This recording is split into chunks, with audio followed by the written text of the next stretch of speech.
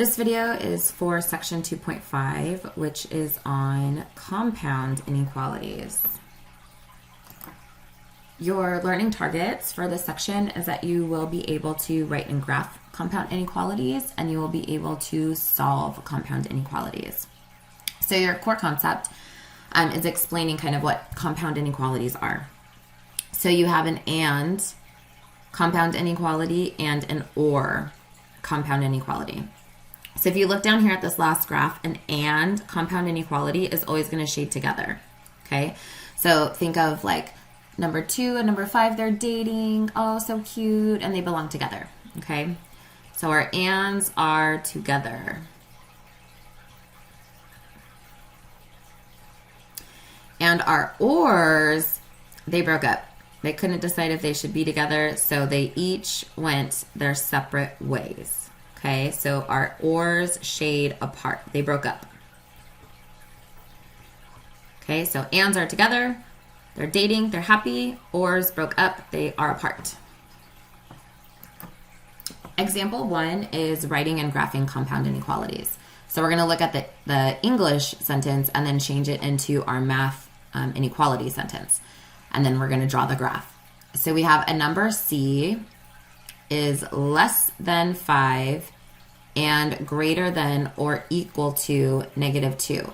So this or that's in between the greater than and the equal to, it's not talking about the overall inequality. It's talking about the one inequality symbol.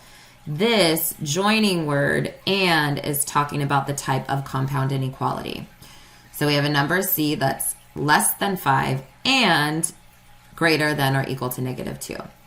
So we're going to start, since this is an and, we're going to start with our C in the middle. And then your inequality symbols will always point to the left, okay, no matter what. One trick is that the left side will always have the smaller number and the right side will always have the bigger number. But let's go ahead and keep looking at this. So we have a number C is less than 5. C, this says, is less than, so we're going to put our 5 here. And notice 5 is the bigger number. And then we have that C is also greater than or equal to -2.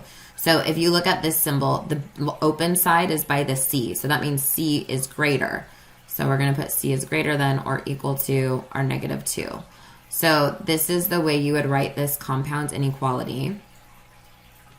And then we're going to come over here and make the graph. So here's my -2. Here's my 5. -2 gets a closed point because it's equal to. 5 gets an open point. And this is an and. Remember, ands are dating. They're together. They're happy. So we're going to shade these together.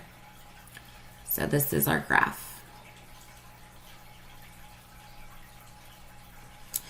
Okay, so the next one says a number T is less than -1 or greater than or equal to 4.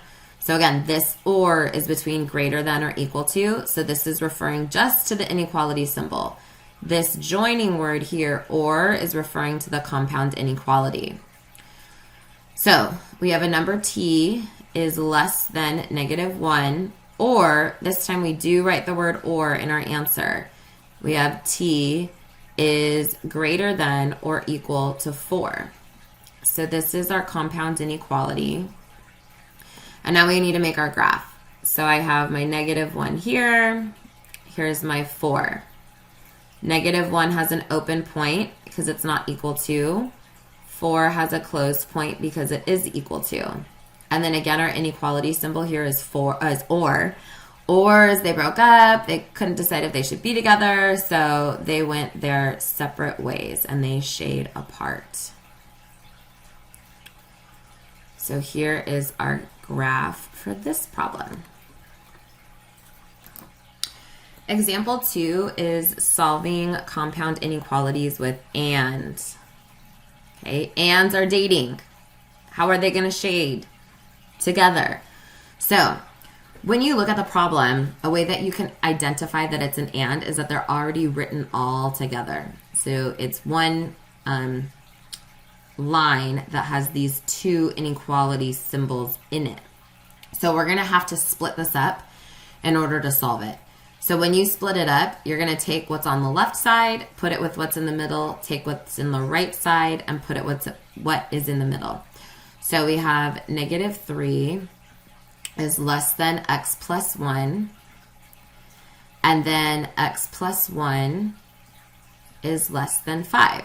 Okay, so what's in the middle goes to both things. So now we're going to solve both of these for x. So I have to do the opposite operation by subtracting 1 on both sides. So negative 3 minus 1 gives us negative 4. I bring down my inequality symbol. I bring down my x. Those ones had cancel. Over here, again, we're going to subtract the 1 from both sides to get x by itself. So we have x. These ones cancel, is less than 5 minus 1, which is 4. So now we want to write our answer back like this all together. So we're going to have negative 4 is less than x is less than 4. So we just squish it all back together the way it was in the beginning. So here's our compound inequality. And now we need to make our graph. So I'm going to label my negative 4 and my 4. Both of these are open points because they're not equal to. And this is an and, so they shade together. So here is our graph. So looking over here, same idea. It's a little bit more complex though. You're going to have a few more steps in solving. So we have negative 7 is less than negative 3w minus 4. And then our second one is going to be negative 3w minus 4 is less than or equal to 2. So now we're going to work on solving for the w. So we're going to add our 4 over. Negative 7 plus 4 is negative 3. Bring down our sign. Bring down our negative 3w. Those 4's had cancel. So we're still working on getting w by itself here. So we need to divide both sides by negative 3. Negative 3 divided by negative 3 is 1. We divided by a negative, so our inequality symbol flips. Those cancel, and we're left with w. And even though my w is on the right side right now, I'm going to leave it like this for the time being. So now over here, same thing. We're going to add the 4 over.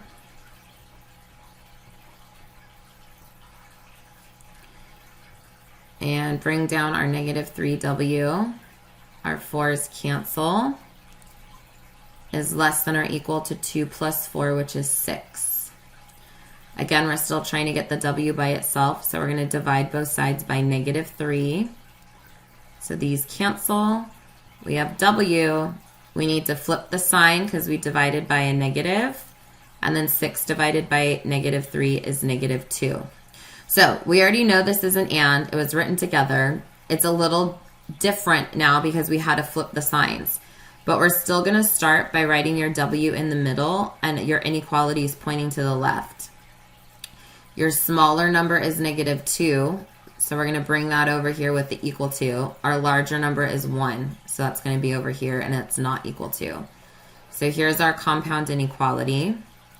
And now we need to make our graph. So we have a closed point on negative 2 because it's equal to, and an open point on 1 because it's not equal to. And again, these are ands, and ands shade together.